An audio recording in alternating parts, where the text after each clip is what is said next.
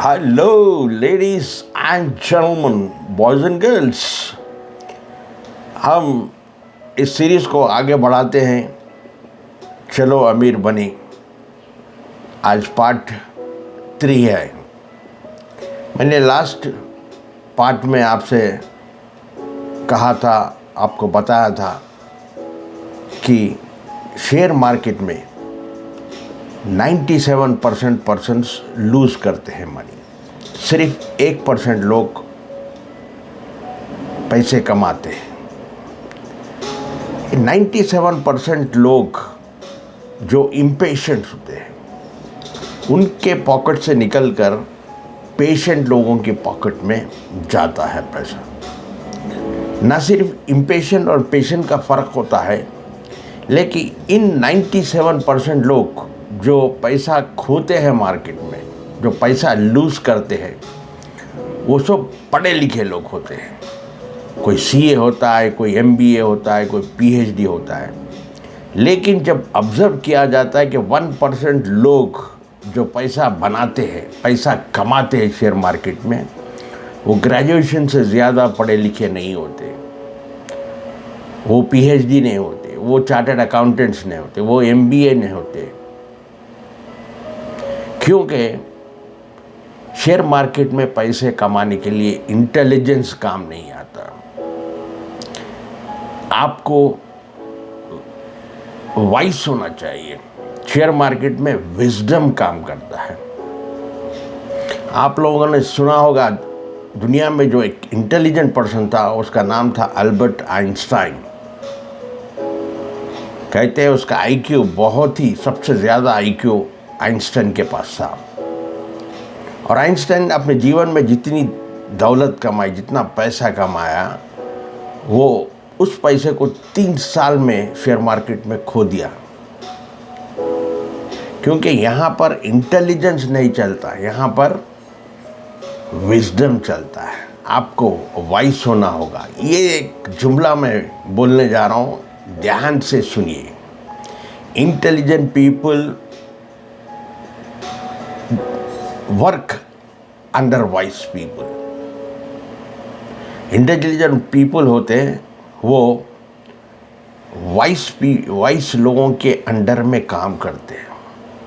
For example, T N Jaya Andhra Pradesh के chief minister थे, जो एक आलवन के बाराने के मजदूर अपने आप को कहते थे। अब हाल ही की, अब जो है, मायावती का एग्जाम्पल ले लो। उनको कितनी अंग्रेजी आती है, उनको कितना कंप्यूटर का नॉलेज है, वो कितना कंपनी के बैलेंस शीट को समझती है, नील। लेकिन वो 2 टर्म के लिए चीफ मिनिस्टर थी, सबसे बड़े, हिंदुस्तान के सबसे बड़े स्टेट की, उत्तर प्रदेश की। और सभी आईएएस आईपीएस बड़े बड़े पढ़े लिखे लोग उनके अंडर में काम करते थे। इंटेलिजेंट लोगों को सिर्फ एक ही सोच होती है। वो कभी भी सोचते हैं कि मेरे पास तो डिग्री है, मैं बहुत मेहनत कर चुका हूँ, मैं डिग्री ले लिया हूँ, मैं सीए बन गया हूँ, मैं पीएचडी हो गया हूँ। जब वीकेंड आता है वो सोचते हैं कि मैं एंजॉय करना चाहे, बहुत मेहनत कर ली मैंने, डिग्री ले ली। याद रखिए, डिग्री सिर्फ सैलरी देती है, आपको डिग्री करोड़पति नहीं बनाती। जो भी डिग्री ले सकते हो जाए, अच्छे जॉब्स मिलते होंगे उनको, लेकिन कोई ऐसा आदमी 100 करोड़, 500 करोड़, 1000 करोड़ के वेल्थ कमाने के लिए सोच भी नहीं सकता। जो आदमी 100 करोड़, 1000 करोड़ कमाना चाहता है, वो हमेशा अपने माइंड में याद रखिए, 2 चीज़ों को अच्छी तरह अपने सबकॉन्शियस माइंड में इसे प्रोग्राम कर लेना चाहिए कि आई रेस्पेक्ट मनी। हमेशा पैसे की इज्जत करना चाहिए। दूसरा, I will learn how to make money. दूसरी चीज़, हमेशा आपके माइंड में प्रोग्रामिंग होना चाहिए कि मैं हमेशा एक लाइफ लॉन्ग लर्नर बनकर पैसे को कैसे काम पे लगाया जाए, पैसे से कैसे काम लिया जाए, पैसा क्या है, पैसे कैसे कमाए जाते हैं, पैसे को कैसे काम पे लगाया जाता है, ये चीज़ें आपको सीखनी होगी। और दूसरी अहम बात, दूसरी इम्पॉर्टेंट बात, आपको बहुत सारे लोगों से एडवाइस नहीं लेनी चाहिए, क्योंकि अगर आप बहुत सारे लोगों से एडवाइस लोगे तो वो अपने अपने ओपिनियंस आपके सामने रखेंगे। कोई कहेगा हाँ शेयर मार्केट अच्छी जगह है जहाँ पर आप पैसे को बढ़ा सकते हो, पैसे को मैक्सिमाइज करते हो, पैसे को मल्टीप्लाई कर सकते हो। कुछ लोग कहेंगे शेयर मार्केट बहुत डेंजरस है, शेयर मार्केट बहुत रिस्की है, शेयर मार्केट एक जुआ है, वो आपको बर्बाद कर देगा। इसीलिए आपको खुद लर्न करना होगा, सीखना होगा और प्रैक्टिकली एक्सपीरियंस करना होगा, तभी जाके आप शेयर मार्केट में पैसे कमा सकते हो। आपकी सोच एक डिफरेंट, एक अलग होना चाहिए, आपको भीड़ से अलग होना चाहिए। जो 97-99% लोग जो करते हैं उससे हट के आपको करना चाहिए, तो तभी आप शेयर मार्केट में कामयाब हो गए। तो अब let us talk about the basics of stock market. Basics में सबसे पहले आता है वो कौन से बड़े 2 मेजर स्टॉक एक्सचेंजेस है शेयर मार्केट के। पहला है BSE यानी बॉम्बे स्टॉक एक्सचेंज, जो बहुत ही पुराना एक्सचेंज है, बॉम्बे स्टॉक एक्सचेंज, जिसमें एक बास्केट ऑफ शेयर्स होते हैं, बास्केट ऑफ 30 शेयर्स, 30 कंपनीज का एक बास्केट होता है जिसे सेंसेक्स कहा जाता है। और ये 30 कंपनीज को कैसे चूज़ किया जाता है, सेलेक्ट किया जाता है, इस कैसे बास्केट बनाई जाती है सेंसेक्स की, वो डिपेंड करता है कंपनी के मार्केट कैपिटलाइजेशन पर। यानी मार्केट का जितना बड़ा कैपिटल होगा, यानी मार्केट कैप होगा, मार्केट वैल्यू होगी कंपनी की, उसका रैंक उतना ऊपर होगा। जिसका सबसे बड़ा मार्केट कैप होगा वो नंबर 1 पे रहेगी, नंबर 1 रैंक। इस तरह से 30 टॉप की, इंडिया की टॉप की कंपनी को चूज़ करके एक बास्केट बनाई जाती है, उसे कहते हैं सेंसेक्स। और मार्केट कैप क्या होता है? मार्केट कैप यानी शेयर का जो प्राइस होता है, share price multiplied by number of shares of the company. अगर आप शेयर प्राइस को number of shares in the company को मल्टीप्लाई करोगे तो मार्केट कैप आता है। फॉर एग्जांपल 10 शेयर की वैल्यू है, शेयर प्राइस है 10 रुपये फॉर एग्जाम्पल 10 रुपीज़, और उस कंपनी भी 1000 शेयर्स है। 1000 into 10,000 rupees will be the market cap or market value of the company. आज के जो बड़े बड़े टॉप के कंपनीज है सेंसेक्स में, एग्जाम्पल रिलायंस हुआ, HDFC bank, Infosys, ICICI bank, Tata consultancy service, TCS। और जैसे इन कंपनीज का शेयर प्राइस बदलता है, उनका मार्केट कैप भी चेंज हो जाता है। जिस तरह मार्केट कैप चेंज हो जाता है इनका, उस तरीके से उनका रैंक भी सेंसेक्स में कम या ज़्यादा हो जाता है, चेंज हो जाता है।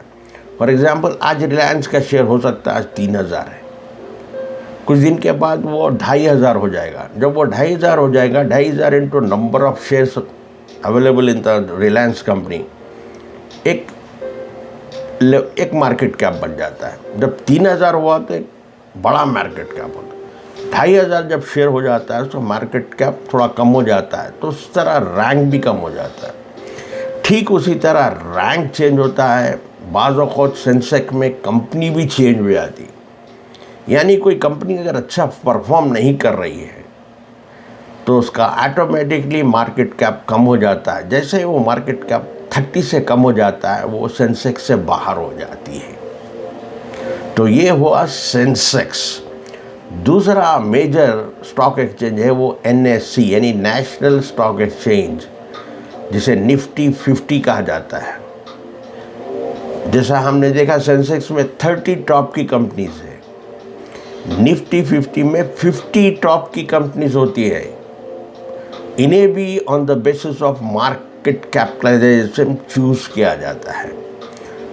और जो निफ्टी की पहली 30 कंपनीज होती है ऑलमोस्ट सेम या सिमिलर सेम होती है। BSE की जो सेंसेक्स के जो 30 कंपनीज और निफ्टी की जो पहली 30 कंपनीज सेम, और बाद की 20 कंपनीज थोड़ी अलग होती है। तो हम अगर फॉर एग्जांपल हम बात करें 1980 में सेंसेक्स में कौन सी कंपनीज थी 1980 में, तो लोग कहेंगे टाटा या हिंदुस्तान यूनिलीवर, HUL, उनको वही कंपनी याद रह जाती है जो तब भी थी और आज भी थी। लेकिन बहुत सारी ऐसी कंपनीज है जो 1980 में तो सेंसेक्स का पार्ट थी, आज नहीं है। फॉर एग्जांपल 1980 में बॉम्बे डाइंग नाम की कंपनी थी, आज नहीं है। हिंदुस्तान मोटर्स था, आज नहीं है। DCM श्रीराम तब थी, आज नहीं है। HMT वॉचेस तब थी, आज नहीं है। तो जैसा ही कोई कंपनी परफॉर्म नहीं करेगी वो सेंसेक्स से बाहर हो जाती है। इसीलिए हम बोलते हैं कि हम कंपनी में इन्वेस्ट करने के बजाय हमको इंडेक्स फंड यानी सेंसेक्स के इंडेक्स या निफ्टी के इंडेक्स में इन्वेस्ट करके सेव हो जाना चाहिए।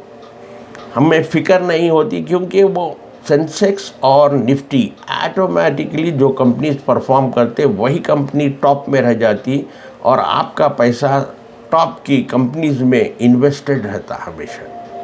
अगर आप 1980 में DCM श्रीराम या हिंदुस्तान मोटर्स में अगर इन्वेस्ट करके खामोश बढ़ जाते तो आपका पैसा शायद ज़ीरो हो जाता आज। वही अगर आप इन कंपनीज पर्टिकुलरली कंपनीज की जगह अगर आप इंडेक्स में करते, सेंसेक्स में करते, तो आज आपके पैसे ग्रो होते। क्योंकि सेंसेक्स 1979 में 100 था, आज 73-74,000 है।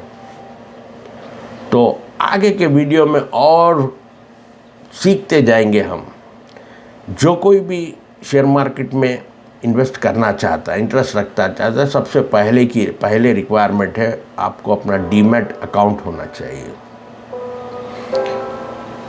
डीमैट अकाउंट खोलने के लिए आपके पास सबसे पहले आपका मोबाइल फ़ोन आधार से लिंक होना चाहिए, नंबर 1 रिक्वायरमेंट। दूसरा, आपका आधार और पैन लिंक होना चाहिए। तीसरा, आपके पास एक बैंक अकाउंट जिसमें नेट बैंकिंग की फैसिलिटी होना चाहिए। ये 3 रिक्वायरमेंट ज़रूरी है।